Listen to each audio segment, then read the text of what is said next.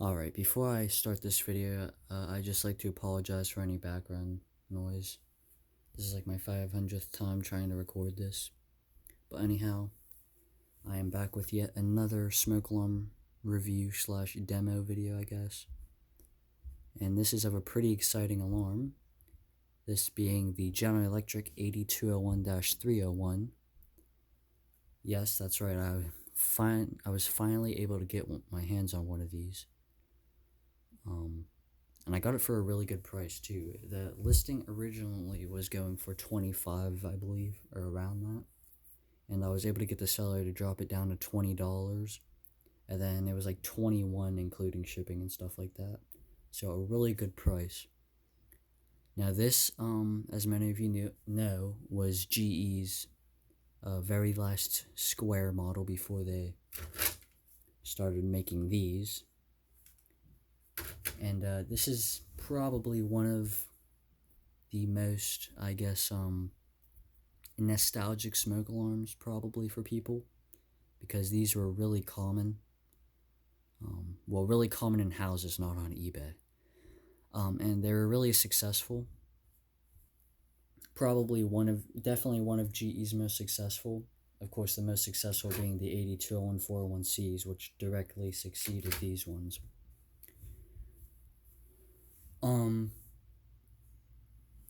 But yeah, this is, of course, 9-volt.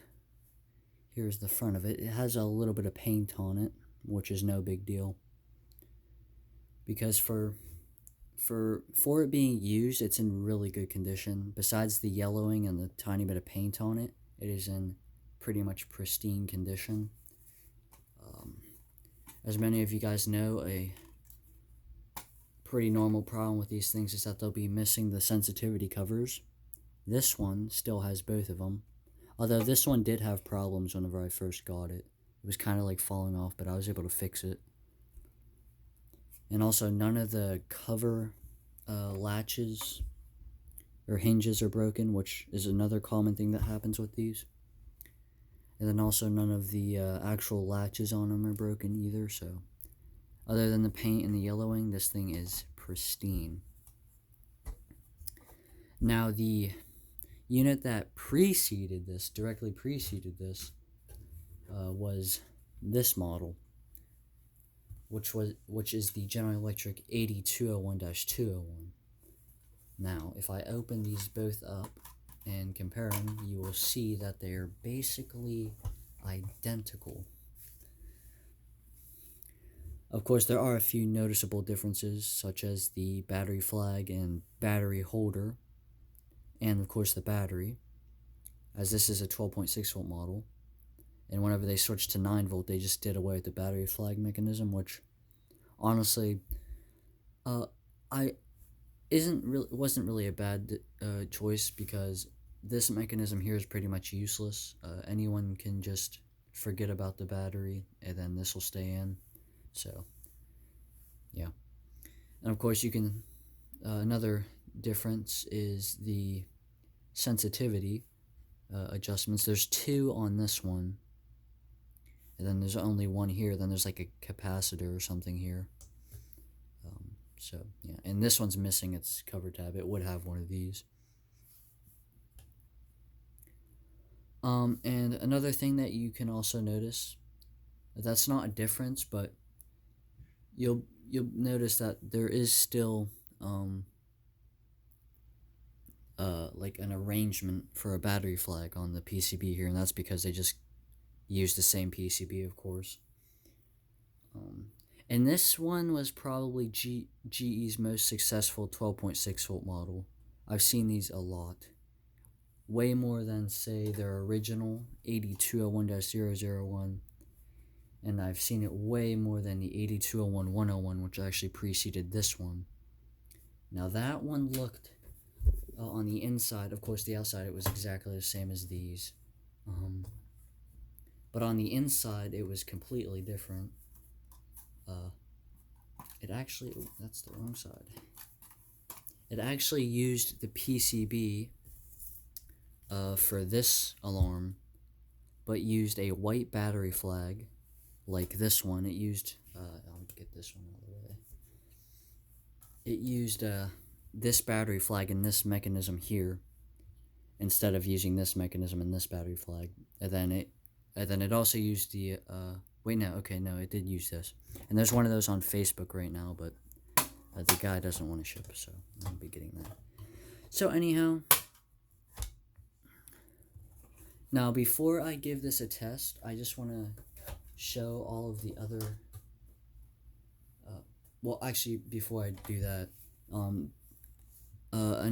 Black & Decker actually rebranded these, or didn't rebrand, but had their own variants that had Black & Decker, and those, I believe, the model on those were the SMK-12, and those are basically identical, I'm guessing, but was labeled Black & Decker. So yeah, and we do have a commercial of one of those, and then there was a and in the commercial it sounds exactly the same. And then also there was a advertisement, like a paper advertisement on eBay a while back. And of course, Black & Decker also rebranded their later rectangular models, and also had their own design. But that's besides the point. We're talking about GE, not Black & Decker. So before I test this, I'm going to lay out all my GE units just so you guys can see which ones I have.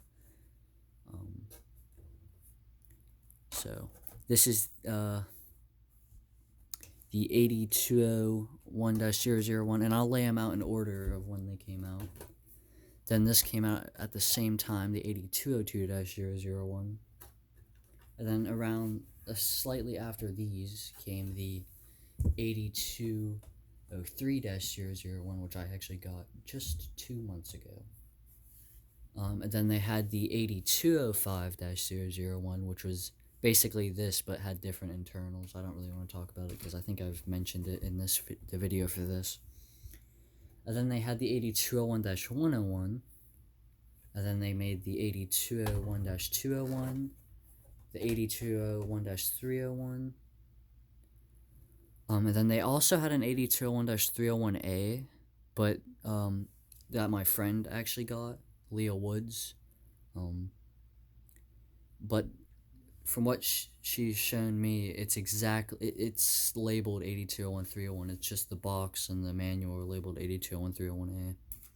Those are probably just very late versions of this, I'd guess, or Canadian, I don't know.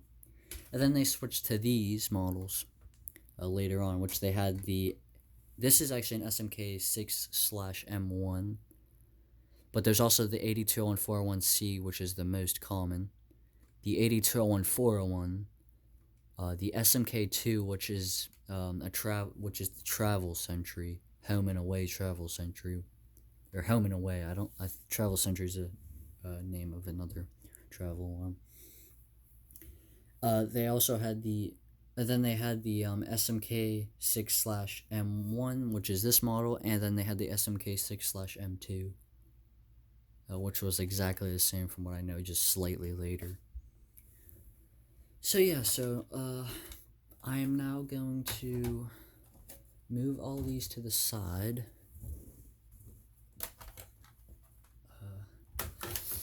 And I will give the test of this. So we will hook up the battery. There we go. Flip it over, and we will give it a test.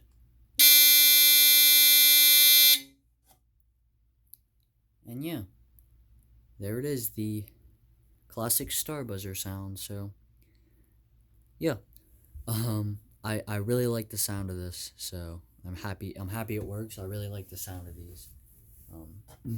I was kind of concerned because I wasn't able to test it until right before making this video because I wasn't home. I was concerned that maybe it didn't work because I know on my 8201-201 the star buzzer just died on it.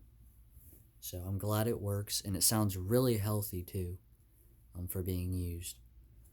Now, before I end this video, I'm going to list a name of people that own these. So watch for your name, I guess. Enlind owns one. Baltimore Alarms and Fans owns one. JDO Productions owns one. Leo Woods kinda owns one.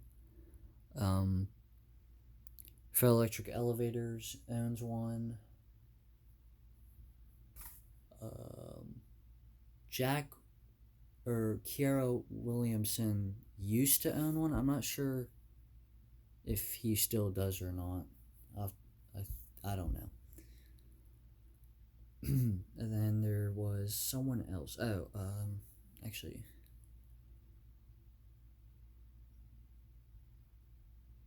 I can't remember who the other person is. But there's a list of people that I know who have one. So, yeah. So, anyhow, I'm super glad to finally have one of these. And I hope you enjoyed the video. And I will see you in the next one. Bye.